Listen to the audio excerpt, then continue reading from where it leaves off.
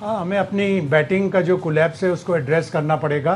South Africa ने डीवाल Brevis को खिलाया, ऑल्दो उनके पास दो और बड़े अच्छे बैट्समैन बेडिंगम और जुबैर हमजा मौजूद थे जो स्पिनर्स को ज़्यादा अच्छा खेलते हैं, लेकिन जिस तरह ब्रेविस ने दूसरी इनिंग्स में बैटिंग की, अगर वो आधा घंटा 40 मिनट और खड़े हो जाते तो मार्जिन ऑफ डिफीट भी कम हो सकता था और ये भी हो सकता था कि वो बिल्कुल मैच की काया पलट देते। तो पाकिस्तान को देखना पड़ेगा 109 रन्स की बर्तरी पर चौड़े ना हो जाएं।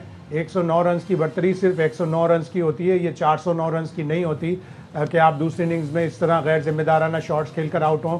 167 बहुत ही कम स्कोर था, जिसके बाद पाकिस्तान को मुश्किलात हो सकती थी। तो ये एड्रेस करना पड़ेगा शान मसूद को, बैटिंग कोच इमरान फरहत को, हेड कोच अजहर महमूद को, अदरवाइज़ जनूबी अफ्रीका छोड़ेगी नहीं। मैं तो आपको बार बार हमेशा यही कह रहा हूँ कि अगर 1-1 भी होगा तो वर्थ इट कि आप WTC की चैम्पियन टीम के साथ खेल रहे हैं, लेकिन 2-0 हो तो ज़्यादा अच्छा है, इसलिए कि पाकिस्तान का WTC 4th साइकिल का आगाज़ अच्छा हो। एक में हम 5 आए, एक में हम 7 आए, एक में हम 9 आए, तो इसका बेहतर अंदाज में पाकिस्तान को इसमें खेलना चाहिए। शाहिद साहब, बात तो आपकी ठीक है, लेकिन मैं इस बात पे इसलिए बड़ा स्टक हूं कि हमें अपने घर को अपना किला बनाना है। अब जो हमने एक फॉर्मूला निकाल लिया है स्पिन से फंसाने वाला, यहाँ आके तो हमें कोई ना हरा सके ना। बाहर जाके तो हम वैसे ही हार रहे हैं, बाहर जाके तो हमारी परफॉर्मेंस वैसी ही ख़राब है, लेकिन होम में सबसे बुरी टीम भी हम बने हुए थे 1 साल पहले तक।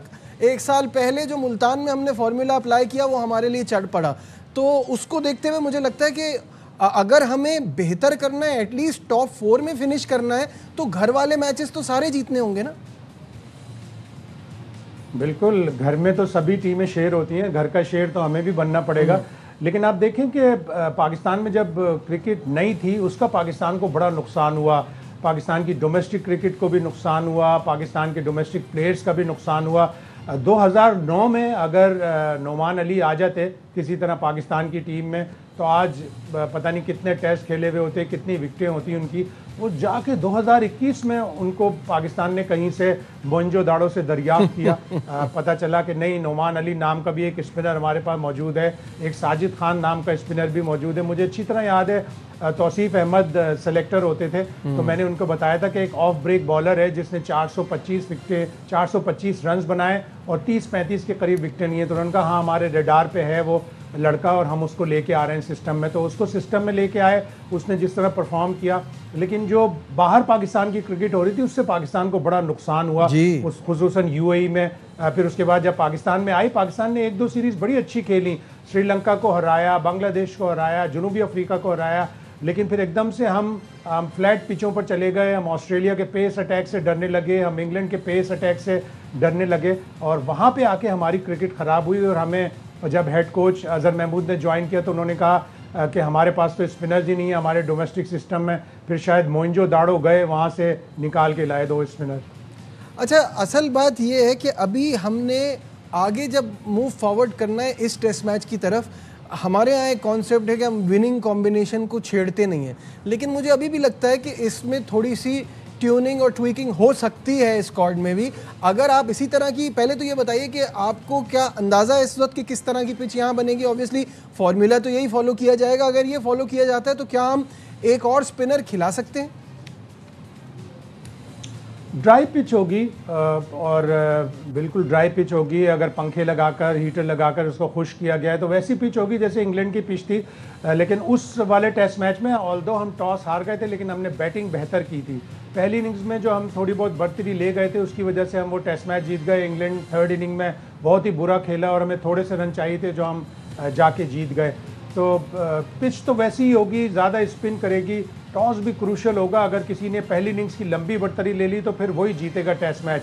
और अच्छा होता कि पाकिस्तान, फैसल अकरम एक young promising left arm spinner है, रिस्ट स्पिनर है, उसने डोमेस्टिक क्रिकेट में बड़े आउट किए हैं, उसको स्क्वाड के साथ रखते ताकि वो देखता किस तरह बॉलिंग होती है, किस तरह इन पिचों का इस्तेमाल किया जाता है। वो लंच ब्रेक में, टी ब्रेक में, क्लोज ऑफ प्ले पे, प्ले स्टार्ट होने से पहले थोड़ी बहुत साइड में बॉलिंग कराता तो उसको सीखने का मौका मिलता।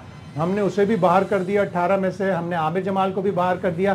साथ में रखने से प्लेयर का दिल बड़ा होता है, वो अच्छा, उसको लर्निंग का एक प्रोसेस कंप्लीट करने को मौका मिलता है। तो अब जो पिच होगी तीन स्पिनर भी खिला सकते हैं, लेकिन जिस तरह शान की पॉलिसी लग रही है कि वो पेस बॉलर्स को साथ लेकर चल रहा है। दूसरी इनिंग में शाहीन ने बड़ी अच्छी बॉलिंग की, तो एक ही तब्दीली आप कर सकते हैं कि हसन की जगह आप खुर्रम शेहजाद को मौका दे दें ताकि वो भी रिदम में रहे। हाँ, मेरा यही सवाल था शाहिद साहब कि हसन ने तो पिछले 5 मैचेस में कोई विकेट भी नहीं लिए ना, तो अगर आप बिठा कर आप तो यंगस्टर की बात कर रहे हैं, मैं उस प्लेयर की बात कर रहा हूँ जिसकी उम्र हाथ से निकलती जा रही है। आसिफ आफरीदी को जब आपने डाला है तो उसको फिर एक मौका यहाँ मिल भी जाए। देखें अब ये क्या फैसला करते हैं, लेकिन मुझे जो शान की बातों से लग रहा था, मुझे नहीं लग रहा कि वो कोई तब्दीली करने जा रहे हैं।